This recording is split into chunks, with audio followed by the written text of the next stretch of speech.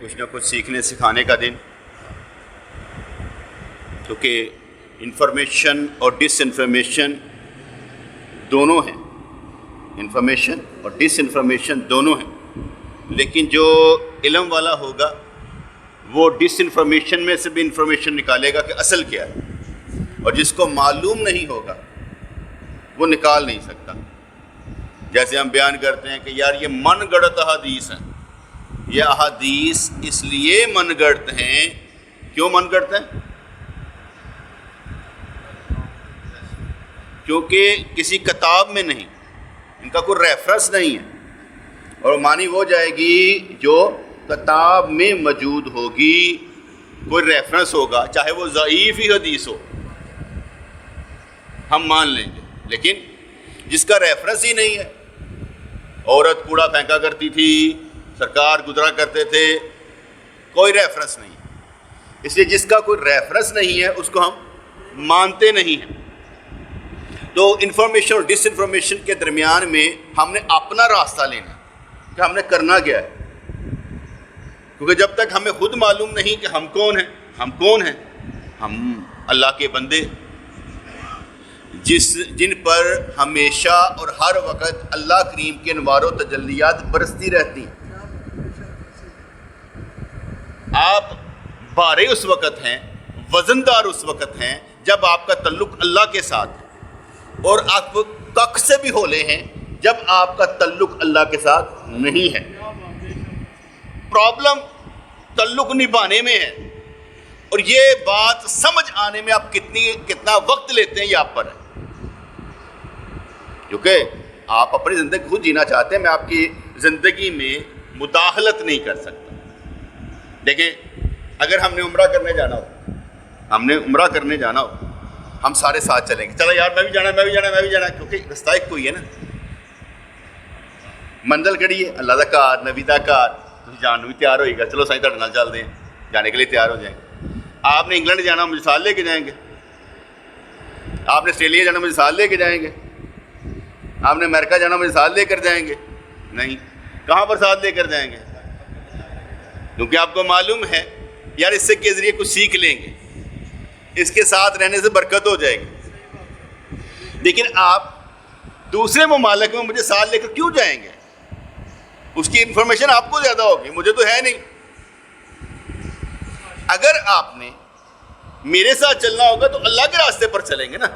آپ جب بھی کوئی کویسچن پوچھیں گے شوق کے ساتھ، ان کو معلوم ہوگا کہ یہ بندہ جو ہے نا اچھی بات سمجھائے گا اور اللہ والی بات سمجھائے گا، تبھی آپ مجھ سے تعلق رکھیں گے، بات کو سمجھیں گے، ادروائز آپ میری بات کو سمجھیں گے نہیں، آپ کا تعلق ہی نہیں، آپ راستے کا مسافر ہی نہیں ہے۔ کیا میری بات سمجھ میں آ گئی؟ کہ آپ نے اللہ کے گھر کی طرف جانا ہو تو آپ مجھے ساتھ لے کر چلیں گے، لیکن اگر آپ نے انگلینڈ جانا ہو، امریکہ جانا ہو تو آپ مجھے ساتھ لے کر، بھئی آپ کا میرا تعلق صرف اللہ واسطے ہے۔ آپ اپنی اچھائیاں مجھے زیادہ بیان کریں گے، برائیاں نہیں بتائیں گے، لیکن جب آپ میرے ساتھ چلیں گے میں آپ کی برائیاں خود نوٹ کر لوں گا کہ آپ میں برائیاں ہیں کون کون سی، آپ صابر ہے کہ نہیں ہے، شاکر ہے کہ نہیں ہے، بتونی ہیں، وڈیاں چھڑ دے ہو، کون ہے آپ، یہ میں خود ہی جان لوں گا۔ کیوں؟ ساتھ چلنے سے نا پتہ لگ جاتا ہے کہ یار یہ کیا چال چل رہا ہے، یہ مصیبت میں کیسا ہے، تکلیف میں کیسا ہے، مسئلے میں کیسا ہے، پریشانی میں کیسا ہے، یہ ساتھ ہی پتہ چل جاتا ہے۔ لیکن جب تک آپ میرے ساتھ نہیں ہیں، آپ مجھے اپنے اندر جگہ نہیں دیں گے، میں آپ کو ٹھیک نہیں کر سکتا۔ ٹھیک تبھی کروں گا جب آپ میرے ساتھ ہیں، جب آپ چاہتے ہیں کہ ہماری اصلاح کی جائے تو میں آپ کو ٹھیک کروں گا۔ اگر آپ نہیں چاہیں گے میں مداخلت کر ہی نہیں سکتا، انٹروڈر بن ہی نہیں سکتا، بن بلائے مہمان آ ہی نہیں سکتا۔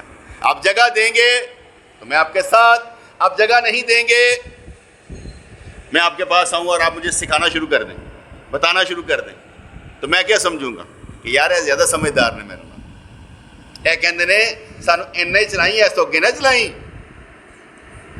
میں برا آدمی بھائی، میرے کو بھائی برا آدمی ہو گیا تو میں کیا کروں؟ میں تیرے ساتھ برا تو بن نہیں سکتا، تو میرے ساتھ اچھا بنے گا کہ نہیں؟ تو نے میرے ساتھ اچھا بننا ہے۔ تو تعلق ہمارا اللہ واسطے، اللہ واسطے ہوگا تو بیٹی جان پیدا ہوگی نا۔ یہ آپ جتنے منٹ میں سمجھ لیں 10 دنوں میں سمجھ لیں، 100 دنوں میں سمجھ لیں، یا سمجھ لیں 10 سالوں میں سمجھ لیں، یا مرنے سے پہلے پہلے سمجھ لیں، آپ کی مرضی ہے کہ دو دن رب سمجھ دے دیتا ہے. ہوں اتنے پا دینے ہیں، وہ پا دینے اگر آپ تمہیں سمجھ دینا نہیں پیا. لیکن مجھے پھر اس بات پر آتا ہے اگر اللہ آپ کو سمجھ نہیں دے رہا تو پھر آپ کا مسئلہ ہے کہ اس کا مسئلہ ہے؟ وہ آپ کو سمجھ نہیں دے رہا. یہ کیسے ہو سکتا ہے کہ آپ چلنا چاہیں اور سمجھ نہ آئے؟ آپ قدم اٹھائے تو راستہ نہ دے. یہ کیسے ہو سکتا ہے؟ نہیں، یہ نہیں ہو سکتا بیٹے. پرابلم آپ کی طرف سے، اس کی طرف سے بالکل نہیں ہے. اس کی طرف سے پرابلم بالکل نہیں ہے. اور میں آگے کئی دفعہ سمجھاتا ہوں اصول کیا ہوتا ہے. اللہ چاہے تو آپ کی غریبی دور کر دے، اللہ چاہے تو آپ کی غریبی دور کر دے، نہ چاہے غریبی رہے، مت دل بڑا کر دیں، آپ کو پرواہ ہی نہ ہو غریبی. دو ہی صورتیں. اور اگر تیسری صورت یہ ہے کہ آپ غریبی کا رونا روتے رہتے ہیں تو پھر وہ آپ کی مرضی، وہ اللہ کی طرف سے نہیں ہے. رونا اللہ کی طرف سے نہیں ہے. اللہ کی طرف سے یہ ہوگا کہ آپ غریب ہیں، آپ کو امیر کر دے گا. اللہ کی طرف سے یہ ہوگا کہ آپ غریب ہیں، آپ کے دل سے غریبی نکال دے گا. جیسے آپ دعا کریں یا اللہ میں بیمار ہوں مجھے شفا دے، اللہ آپ کو شفا دے دے. اگر نہیں دے تو بیماری میں آپ کو صبر دے دے، اب بیماری کی پرواہ نہ کریں، صبر کے ساتھ زندہ رہیں. دو صورتیں. اب تیسری صورت چیخے مارنے کی، وہ آپ کی مرضی، وہ اللہ کی طرف سے نہیں ہے. اللہ کی طرف سے یا صبر ہوگا یا شفا ہوگی. اب اس نقطے کو جہاں مرضی لے جائیں، اپنے حال میں جہاں مرضی آپ لگا لیں. اب آپ نے سمجھنا اللہ کریم آپ کو راستہ دے دے، اللہ کریم آپ کو لیڈر دے دے، اللہ کریم دوسری صورت میں آپ کو گمراہ کر دے، وہ آپ کی مرضی. وہ آپ کو چلانا نہیں چاہتا یا آپ چلنا نہیں چاہتے تو ہم یہ کہتے ہیں اللہ پر کوئی الزام نہیں ہے کہ وہ چلانا نہیں چاہتا، الزام آپ پر ہے کہ آپ چلنا نہیں چاہتے. ملک پاکستان میں جو مرضی کرپشن ہو، مسئلہ یہ نہیں ہے، مسئلہ یہ کہ تم کس کے ساتھ کھڑے ہو. چل میں بیان کرنا تھا، پیچھے بھی دوستوں کو سمجھایا تھا. ہم ایک لفظ بولتے ہیں یزید. یزید کون؟ جس نے حضرت امام حسین رضی اللہ تعالیٰ کو قتل کروایا. ہم لوگ کہتے ہیں سب سے پہلی بات ہمارے ہاں یزید کے بارے میں رائے کیا ہے، اہل سنت کے ہاں یزید کے بارے میں رائے کیا ہے. حضرت امام جلال الدین سیوطی رحمۃ اللہ علیہ فرماتے ہیں کہ اللہ تعالیٰ امام حسین کے قاتل ابن زیاد اور یزید پر لعنت کرے. یہ وہ فرماتے ہیں. جلال الدین سیوطی رحمۃ اللہ علیہ یہ محدث ہیں، یہ مفسر ہیں، یہ ایک نام ہے. اگر آپ کو نام نہیں معلوم تو اس کا مطلب یہ ہے کہ آپ کو انفارمیشن نہیں ان کے متعلق مشہور ہے کہ ان کو ان آنکھوں سے، جاگتی آنکھوں سے 70 مرتبہ حضور کی زیارت ہوئی. ان کے بارے میں مشہور ہے، کیونکہ حدیث نہیں مشہور ہے، ان کے بارے میں مشہور ہے. اگر کوئی حدیث کے بارے میں انہیں مسئلہ ہوتا تو جب سرکار سے ملاقات ہوتی ان سے پوچھے سرکار حدیث ٹھیک ہے کہ غلط ہے، یہ ان سے پوچھ لیتے تھے. لیکن محدثین کی رائے اپنی جگہ، یہ ان کا ذاتی اللہ نبی کے ساتھ تعلق تھا. اس میں بھی ایک بات ایڈ کر لیتا ہوں. اگر احادیث موجود ہوں گی تو قانون اور اصول بنے گا. احادیث موجود ہوں گی تو قانون اور اصول بنے گا. اگر آپ کا خواب ہوگا اس پر کوئی شریعت نہیں بنتی. اگر جلال الدین سیوطی رحمۃ اللہ خواب دیکھ رہے ہیں ان پر قانون نہیں بنتا. لیکن میں بتا یہ رہا ہوں کہ ان کی حالت یہ تھی کہ یہ آنکھوں سے زیارت کر لیتے تھے، کیونکہ حدیث پاک کا مفہوم ہے کہ حضور نے ارشاد میں جس نے خواب میں مجھے دیکھا بے شک مجھے دیکھا، شیطان میری شکل نہیں بنا سکتا، اور جو مجھے سوتے ہوئے دیکھ لے گا ولی یقظہ وہ مجھے جاگتے ہوئے بھی دیکھ لے گا. نبی کریم کو جاگتے ہوئے حالت میں بھی دیکھا جا سکتا ہے، یہ اپنا اپنا مرتبہ ہے. اگر کسی کو زیارت بھی نہیں ہوتی، اگر حضور کی زیارت بھی نہیں ہوتی تو یہ بھی یاد رکھے زیارت منزل نہیں ہے، زیارت مقام نہیں ہے کہ جس بندے کو زیارت ہوگی وہ ولی اللہ ہوگا. یہ کوئی مقام نہیں ہے. آپ کو فرشتے نظر آئیں نہ آئیں، آپ کو حضور نظر آئیں نہ آئیں، اصل چیز متقی اور پرہیزگار ہونا ہے، خوابوں کا نہیں ہے مسئلہ کہ بھئی خواب یا کشف کی طاقت حاصل ہو جائے، میں آپ کے دل کی باتیں پڑھ لوں، دور پار کی باتیں سمجھ لوں، یہ کوئی ضروری نہیں۔ اصل کیا ہے؟ متقی اور پرہیزگار ہونا۔ ابھی یہ میں قانون بیان کرنے لگا ہوں نا، وہ اس لیے کرنے لگا ہوں تاکہ آپ کو سمجھ آئے۔ یزید کون؟ جس کے بارے میں کہا جاتا ہے کہ اللہ تعالیٰ امام حسین کے قاتل ابن زیاد اور یزید پر لعنت کرے۔ حضرت مجدد الثانی فرماتے ہیں اپنے مکتوبات میں کہ یزید بدبخت فاسقوں کے گروہ سے ہے، البتہ آگے کیا کہتے ہیں، اہل سنت کا اصول ہے کہ کسی کا نام لے کر لعنت نہیں کرو۔ کیوں؟ جب تک اس کا کفر ثابت نہ ہو جائے۔ اب میں آیت پڑھتا ہوں، تبت یدا ابی لہب وتب، یہ کیا ہے؟ قرآن، جس میں آتا ہے کہ بھئی ابو لہب کے ہاتھ ٹوٹے، اس کا کفر سامنے آ گیا، اس لیے ہم یہ کہیں گے ابو لہب کافر ہے، پکا کافر ہے، ابو جہل پکا کافر ہے، یہ ہم کہہ سکتے ہیں، لیکن اس کے بارے میں کوئی کنفرم بات نہیں ہے۔ اس لیے انہوں نے کہا کہ جب تک کوئی کفر ثابت نہ ہو جائے ہم لعنت نہیں کرتے، لیکن اس کا مطلب یہ نہیں ہے، وہ کہتے ہیں اس کا مطلب یہ نہیں ہے کہ یزید اہل بیت کو تکلیف دے، رسول اللہ کو تکلیف دے تو خاموش رہ جائے، بلکہ اس پر اس دنیا میں بھی اور آخرت پر بھی لعنت۔ لیکن انہوں نے کہا حضرت مجدد الثانی رحمۃ اللہ علیہ، اور مجدد کون ہوتا ہے؟ مجدد وہ ہوتا ہے جو وقت کے اندر، اپنے وقت کے اندر جو بدعات ہیں ان کا عوام کو بتا دے یہ بدعت ہے اور یہ سنت ہے، وہ ہے مجدد۔ مجددانہ کام کرنا چاہیے، جس طرح ہم یہ کہتے ہیں، اذان سے پہلے درود، نماز کے بعد کلمہ، جمعے کے بعد سلام، کل چیلم تیجا دسواں، جنازے کے بعد دعا، عرس، میلاد، یہ بند کر دینے چاہیے۔ ہم کیا کہتے ہیں؟ یہ بند کر دینے چاہیے۔ کیوں؟ اس لیے بند کر دینے چاہیے، ان میں خرافات زیادہ ہیں، ان میں معاملات خراب ہیں۔ جیسے پہلے اذان سے پہلے درود پڑھنا جائز ہے، بالکل، اذان سے پہلے کسی نے درود منع نہیں کیا، لیکن اذان کا حصہ بنا لینا۔ اب آپ کو میں ایک سوال کرتا ہوں، اگر کوئی بندہ کسی مسجد میں اذان سے پہلے درود نہ پڑھا جائے تو کیا کہیں گے؟ ایسے کہتے ہیں۔ کیا آپ نے دیکھا کبھی کسی بریلوی کی مسجد میں اذان سے پہلے درود نہ پڑھا جائے؟ وہ فرض سمجھ کے پڑھتے ہیں، بدعتی ہیں، لاکھ آپ بہانے لگائیں، نہیں جی ساڈے جڑنا اور شاعر اہل سنت ہے۔ بابا کیسا؟ عوام فرض سمجھ رہی ہے، یہاں تک کہ مساجد میں اتنی جہالت ہے، اوے ضرور نہیں پڑھے، دوبارہ اذان پڑھ۔ تو کون ہے آپ؟ جس جگہ پر آپ کو وہابی کہا جا رہا ہے اور بات وہابیت کی ہے ہی نہیں، اگر آپ انگوٹھے نہ چومیں، وہابی انج کر کے دیکھ رہے انگوٹھے نہیں چومے، بابا اس کا تعلق ہی نہیں ہے۔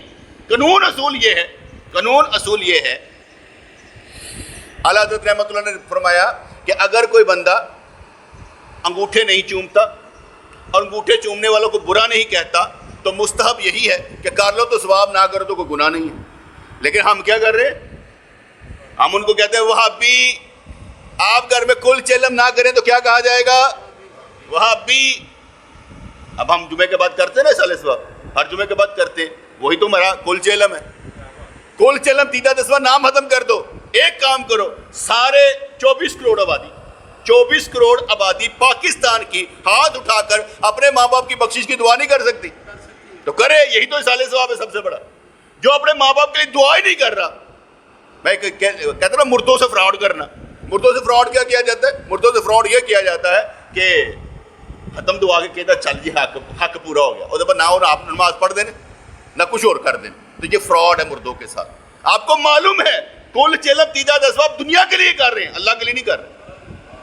آپ بتائیں کس کے لیے کرتے ہیں؟ لوگ کیا کہیں گے؟ جب لوگوں کے لیے کرتے تو ثواب کس نے دینا ہے؟ ملے گا نہیں، یہ تو ملیا نہ آگے کی گیا، آگے کچھ گیا؟ بیٹے جب ثواب ہی نہیں ہے تو آگے کیا گیا؟ مردوں سے فراڈ کر رہے ہو۔ اسی چیز کو مد نظر رکھتے ہوئے میں ایک چال چل رہا ہوں۔ چال کیا چل رہا ہوں؟ اگر میری دعائیں آپ زندوں کے حق میں قبول نہیں نہ ہوتی تو مردوں کے حق میں نہیں۔ اور پہلے زندوں کو تو بخشوا لے، مردوں کے پیچھے پڑے، زندوں کو بخشوائے نا۔ اگر آپ میری دعا زندوں کے حق میں نہیں لگ رہی تو مردوں کے حق میں کیسے لگے گی؟ اگر آپ میری دعاؤں کے زیر اثر آگے نہیں بڑھتے تو آپ جب مر جائیں گے اسی وقت بڑھ جائیں گے۔ ایکسپلین کرو بیان, نہیں سمجھ آتی. فراڈ کر رہے ہیں مردوں کے نام پر. جو چیز آپ لازم کرے اور جو نہ کرے اسے وہابی کہا جائے, وہابی کہا جائے, اسے فرض سمجھ جائے تو کیا اصول بنے گا؟ آپ بدعتی ہیں. تو ہم مجدد بن کر کہتے ہیں باجی خرافت بند کر دیو, تہاڈی مہربانی ہے. یزان سے پہلے درود, نماز کے بعد کلیمہ, جمعے کے بعد سلام, کل چلم, تیجا دسواں, عرس, میلاد. تہاڈا دل میلاد نو بھی بند کرنے لگا. میلاد کیا ہوتا ہے؟ حضور کا ذکر کرنا. جب مرضی چاہے کرے, چاہے وہ نعت کی صورت میں ہو, احادیث کی صورت میں ہو, سیرت بیان کر کے ہو, یا آپ پر درود پڑھ کر ہو, کسی بھی صورت میں ہو, یہ میلاد ہے. ہر کوئی بندہ اکیلا اکیلا کرے, اجتماعی کرنے کی ضرورت ہی نہیں ہے, اور ہر روز کرتے ہیں, اسے میلاد کہتے ہیں. حضور کا ذکر کرنا بیٹے میلاد ہے. اور جو ہم نیک اعمال کرتے ہیں اور ان کو حضور کو ہدیہ تحفہ نذرانہ بھیجتے ہیں, یہ میلاد ہے. جیسے اب جمعے کے بعد بھی کرتے ہیں. تو سمجھ آ رہی کہ نہیں آ رہی؟ اگر آپ بڑا کرنا چاہیں کہ بندے بٹھا کے فوہار چلا کے خوشبواں لوا کے تادی میلاد ہونا ہے, تو تہاڈی مہربانی, تہاڈی مہربانی. میلاد اس کا نام ہے کہ آپ سنت سے روح گردانی نہ کریں. میلاد اس کا نام ہے کہ آپ حضور کے دین کو زندہ کریں. آگے چل رہے تو کہا گیا جلال الدین سیوطی رحمۃ اللہ علیہ, حضرت مجد اللہ ثانی کی بات آگئی. احمد رضا رحمۃ اللہ نے فرمایا کہ امام احمد رحمۃ اللہ علیہ, یعنی امام احمد بن حنبل رحمۃ اللہ علیہ کے مطابق یزید کافر ہے اور اس کی بخشش نہیں ہوگی. امام احمد بن حنبل رحمۃ اللہ علیہ کے نزدیک یزید کافر ہے, اس کی بخشش نہیں ہوگی. امام غزالی رحمۃ اللہ علیہ کہتے ہیں کتنا بھی عذاب اس پر ہو لیکن اس کی بخشش ہو جائے گی. یہ امام غزالی رحمۃ اللہ علیہ فرماتے ہیں. امام ابو حنیفہ رحمۃ اللہ علیہ یزید کے بارے میں خاموش ہیں, کوئی رائے نہیں دی. اس لیے امام ابو حنیفہ کہتے ہیں اگر کوئی کہے کافر ہے, لعنتی ہے, فلاں ہے, یہ ہے, کہے ہم کچھ نہیں کہیں, لیکن خود بھی کچھ نہیں کہیں. ہم خود بھی منہ سے کچھ نہیں کہیں. یہ اہل سنت کا عقیدہ ہے. یزید کے بارے میں ہماری یہ رائے ہے, کوئی کچھ بھی کہے, یزید لعنتی, یزید کافر, یزید فاسق, یزید پلید, جو مرضی کہے, ہم اسے منع نہیں کریں گے کیونکہ محبت میں کہہ رہے اہل بیت کی. لیکن ہم اپنی زبان سے کچھ نہیں کہیں گے. کیوں نہیں کہیں گے؟ وہ اس لیے نہیں کہیں گے کہ ہر بندہ جو جو لفظ بولے گا کل جواب دے گا. تحقیق کی تھی. نمبر 2, اس لیے نہیں کہیں گے, نام لے کر نہیں کہیں گے, اس لیے کہ ہمیں معلوم نہیں ہے کون کون ملوث تھا. ہمیں ایکچوئل معلوم ہی نہیں ہے. اس کی میں ایک مثال دیتا ہوں جو اہل سنت کے لوگ ہیں. حضرت امام بخاری رحمۃ اللہ نے جو کیا کہتے ہیں بخاری شریف لکھی, وہ جا کے 194 ہجری میں 250 کے درمیان میں لکھی ہے, جبکہ یزید کا دور گزر چکا تھا. اس کے بعد باقی آئے, کیا کہتے ہیں, امام مسلم آئے, امام ترمذی, امام ابن ماجہ, امام نسائی وغیرہ سارے آتے ہیں. حدیثوں کی کسی کتاب میں کربلا کا ذکر نہیں ہے. آپ کی احادیث کے کسی کتاب میں کربلا کا ذکر نہیں ہے. کیوں نہیں ہے؟ کیوں نہیں ہے؟ اتنی بڑی شہادت اور کربلا کا ذکر نہیں ہے. وہ اس لیے نہیں ہے کہ جب حدیث لی جاتی ہے راویوں کے ساتھ دی جاتی ہے. یہ تبا تابعین نے تابعی سے سنا, تابعین نے صحابی سے, صحابی نے رسول اللہ سنا, ایسے لی جاتی ہے. احادیث اس لیے لی کہ واقعہ کربلا بیان کس نے کرنا تھا, راوی کوئی نہیں ہے. اور جو کیا گیا بیان وہ کیا ہے شیعوں نے. ابو محنف جیسے لوگوں نے کیا ہے, انہوں نے مقتل حسین لکھی, تو شیعوں کی بات تو ہے ہی نہیں, کیونکہ حسین ہمارے شیعوں کے نہیں ہیں, حسین ہمارے ہیں. انہوں نے تو ناموں پر قبضہ کیا ہوا ہے. میں ایک مثال دیتا ہوں, آپ اپنے ایمان سے بتائیں کتنے اہل بیت کو وہ مانتے ہیں. اہل تشیع کتنے اہل بیت کو مانتے ہیں؟ 5 ٹن. کتنے کو مانتے ہیں؟ 5 ٹن. 5 ٹن.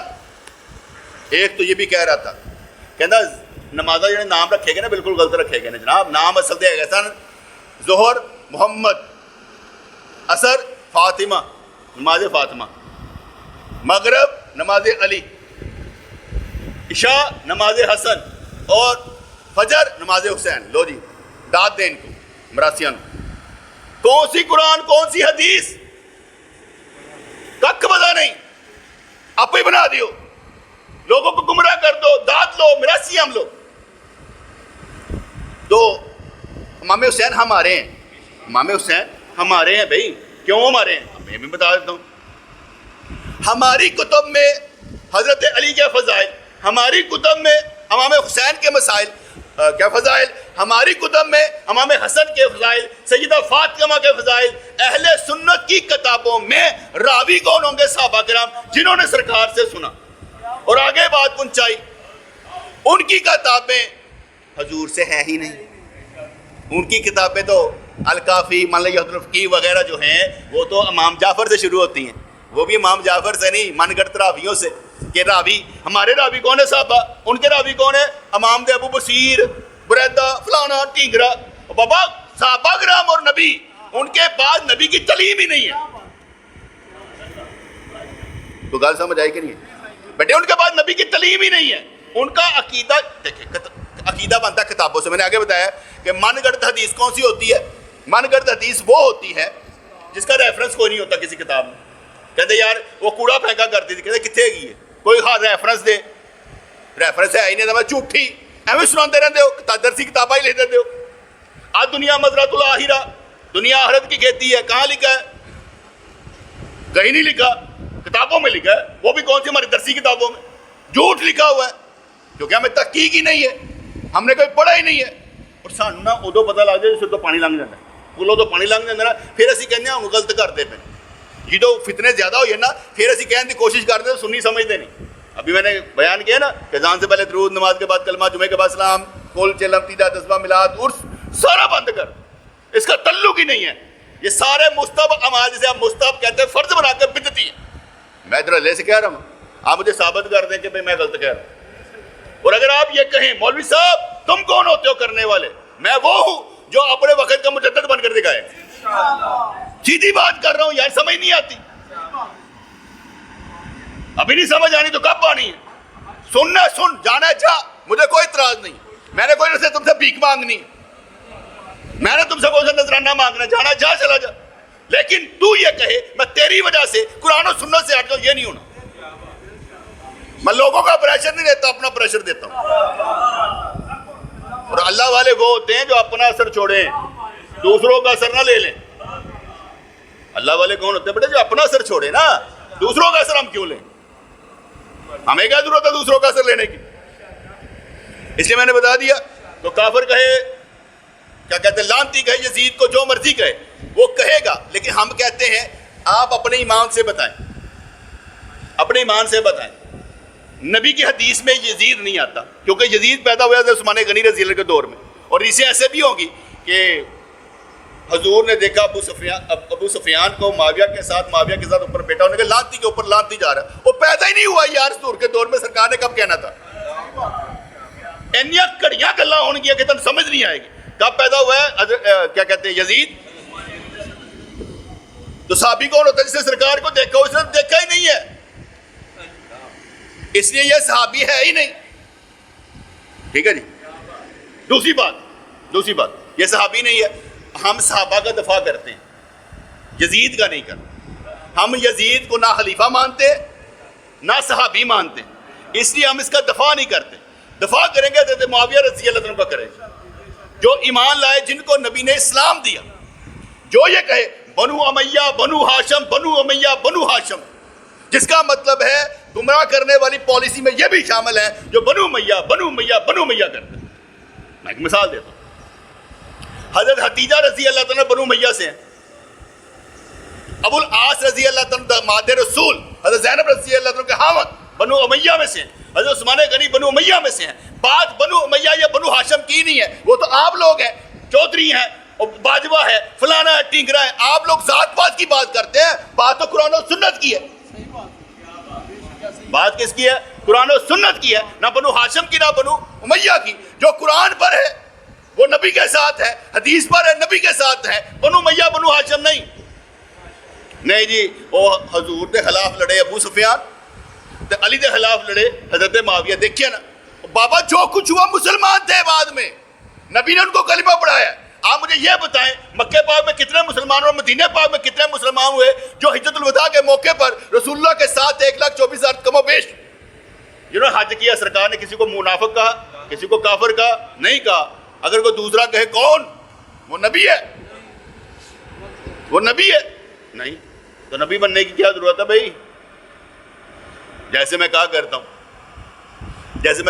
بھائی وضو 5 چیزوں سے ٹوٹ جاتا ہے. نمبر 1 اگلے پچھلے سوراخ سے, پیشاب پخانے کے سوراخ سے کچھ نکل آئے.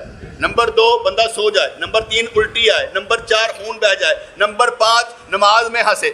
نماز میں ویسے ہنسنے پر نماز میں ہنسے. ان سے 5 سے وضو ٹوٹتا ہے. اگر کوئی کہے غیبت سے, گالی سے, چگلی سے, عورت کو دیکھنے سے, شراب پینے سے وضو ٹوٹ جاتا ہے. سارے حرام کام ہیں لیکن وضو نہیں ٹوٹتا. نبی نے نہیں فرمایا. تو نبی ہے, تو کون ہے؟ نبی نے جو باؤنڈری وال قائم کی ہے تو اس سے بڑھ کر ہے. ہم خود ہی نبی, خود ہی ولی, کک پتہ نہیں. جو سنا سنایا دماغ میں بھیجے میں آ گیا, بس وہی کہہ دیا. پاجی انجے میرا قانون ہے کہتا تم کون ہو؟ تمہارا قانون اصول کہاں سے آیا؟ نبی سے باہر نہیں. اس لیے یزید نہ صحابی ہے, نہ ہم اس کا دفاع کرتے, نہ ہم اسے خلیفہ مانتے ہیں. خلیفہ ماننے والا گروپ اہل حدیث کا ہوگا بھائی, ہمارا نہیں ہے. اہل سنت کا گروپ نہیں ہے, اہل حدیث کا گروپ ہوگا. وہ جانے اور ان کا کام جانے. ہمارا اہل حدیث کے ساتھ ایک ہی پھڈا ہے. وہ پھڈا کیا ہے؟ اصول کا. اصول کا پھڈا کیا ہے؟ ہم یہ کہتے ہیں ہمیں نماز کا طریقہ 4 ائمہ قرآن نے قرآن و سنت سے بتایا. امام ابو حنیفہ, شافعی, مالکی, حنبلی. ہمیں انہوں نے فقہی اصول کی بنیاد رکھی, اپنے اپنے اصول رکھے, اور سب کے پاس قرآن و سنت کی دلیل موجود ہے.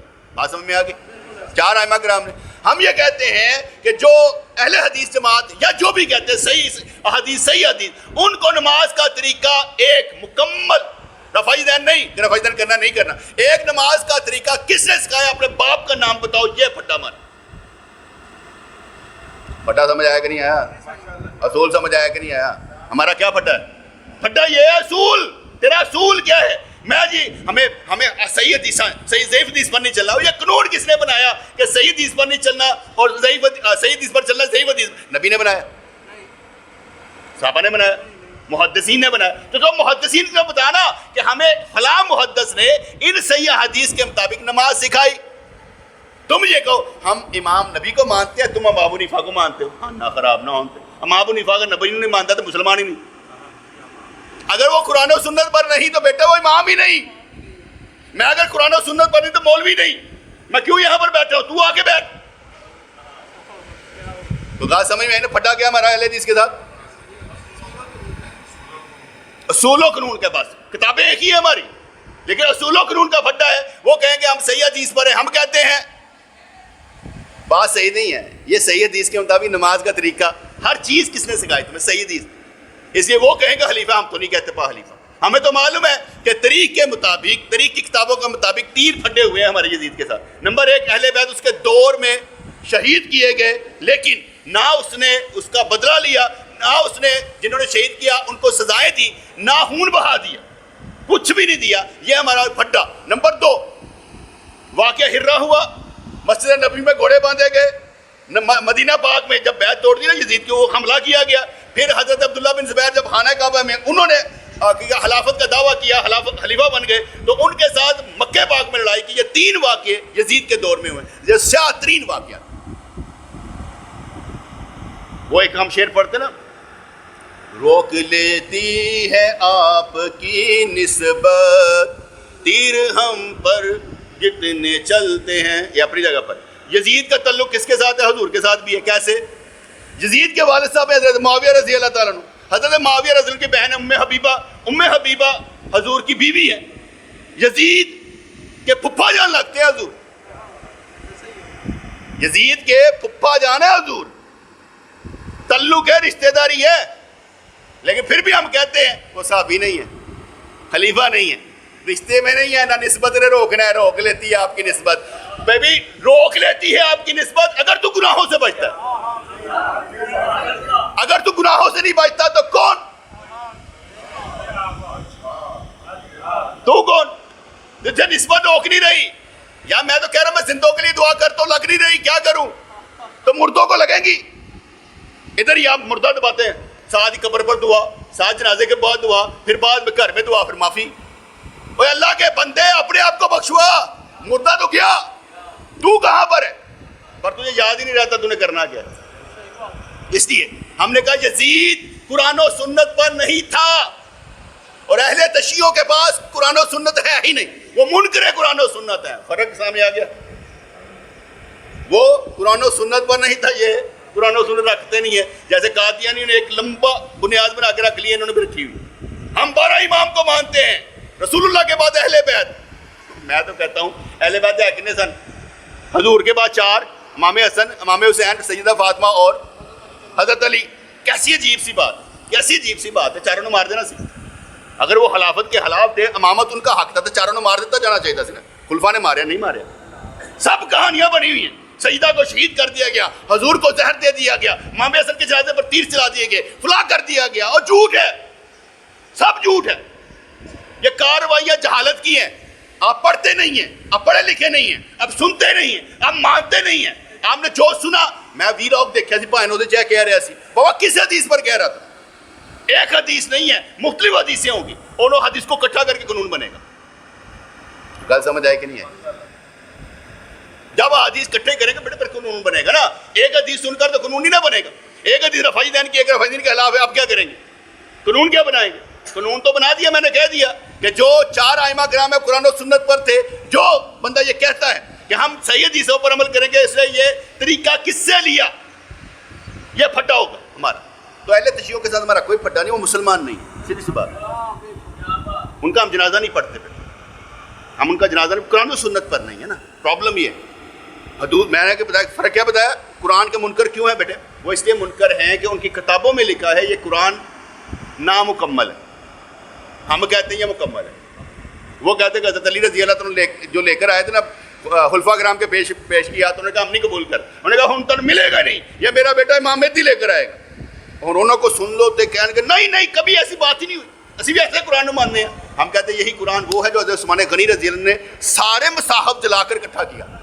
حضرت عثمان غنی نے جو لکھا ہوا تھا نا بیٹے، جو جہاں پر لکھا سارا کچھ لے آ کے اگلا آتی کہا اب یہ قرآن چلے گا. جب صحابہ کرام نے قبول کر لیا، صحابہ کرام نے سب نے قبول کر لیا، اس کے بعد سارا کچھ جلا دیا گیا. اسی پر بات ٹکی. اب کوئی مصحف نہیں ہے سوائے حضرت عثمان غنی کے. اس کے بعد کوئی روایت نہیں کہ بکری کھا گئی، فلانا کھا گیا، کیونکہ ساری روایتیں صحابہ کرام کے سامنے دم توڑ گئی اور قرآن مکمل ہو.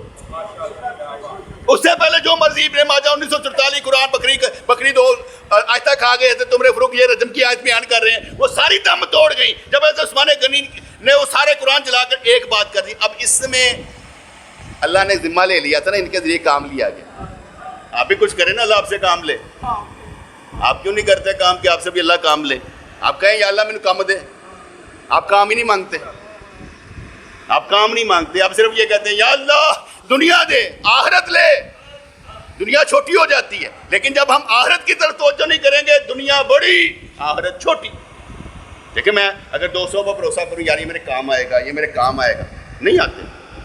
جو میں جس طرح میں ڈیمانڈ کرتا ہوں نہیں آتے. لیکن میں کچھ نہیں کہتا، میں کہتا ہوں ان کی اپنی مرضی ہے، جو چاہے کریں، جیسے مرضی کریں. میں ان کا محتاج نہیں ہوں، میں اللہ کا محتاج ہوں. میں اللہ کا محتاج ہوں، اس لیے بندوں کا محتاج نہیں ہوں. کوئی گلا شکوہ کسی کے ساتھ نہیں، کسی کے ساتھ کوئی گلا شکوہ نہیں ہے. اور ہر وقت اور ہر لمحے 24 گھنٹوں میں کوئی ایسا لمحہ نہیں جب رب مدد نہیں کرتا. ہر لمحے میں مدد کرتا ہے. میں ایک مثال دیتا ہوں. کوئی لمحہ ایسا جس میں آپ جھوٹ بول سکتے ہو؟ کوئی لمحہ. جھوٹ بولنے والے پر لعنت ہے. جس کا مطلب ہے 24 گھنٹوں میں کوئی ایسا لمحہ نہیں ہے جب آپ جھوٹ بول سکتے ہو، غیبت کر سکتے ہو، چغلی کر سکتے ہو. ہے نہیں، کیونکہ اللہ دیکھنے والا ہے. تو اس لیے 24 گھنٹوں میں کوئی ایسا لمحہ نہیں جب آپ جھوٹ بول سکتے ہو. تو 24 گھنٹوں میں جب کوئی اچھا کام کرے گا تو درجہ تو ملے گا. بڑا دل کرتا ہے کہ سبحان اللہ اس وقت میں، اس لمحے میں کیا جائے جب مجھے معلوم ہو کہ میرے سبحان اللہ کہنے میں جنت میں درخت لگتا ہے. یعنی نہیں منہ نکل رہا، پتہ ہے کہ میرے سبحان اللہ کہنے پہ جنت میں درخت لگتا ہے. جس جذبے سے میں بات کروں گا اس جذبے سے نہریں کھدیں گی. یہی سے چلنی ہے. ایتھو لے کے جانا جو جانا جائے لے لو. تم کہو گے حالات بہت خراب ہے، تیری حالت خراب ہے یار. اللہ وہی ہے بابیلوں کو بھیجنے والا، وہی ہے نار کو ٹھنڈا کرنے والا. تو ٹھنڈا بہ گیا، تو گرمی سے ڈر گیا، تو حالات سے ڈر گیا. اپنی حالت بہتر بنا. تجھی سے چلنی عدم کے منزل کہ جس میں کھٹکا قدم قدم ہے. تسلیم جاگو کمر کو باندھو، اٹھاؤ بستر کے رات کم ہے. اور وقت نہیں ہے بھائی، تیرے پیچھے لگا رہوں گا تو کیا کروں گا؟ تجھے چھوڑ دیا، تو نے مجھے چھوڑ دیا، اب آگے نکل جاتے. جو اللہ کی راہ کا مسافر ہو اس کا کوئی ساتھی نہیں ہوتا سوائے اللہ کا. بندوں کو ساتھ لے کر نہیں جایا جا سکتا. جو جتنا چل سکتا ہے چلے گا، اس کے بعد اپنی اپنی منزل.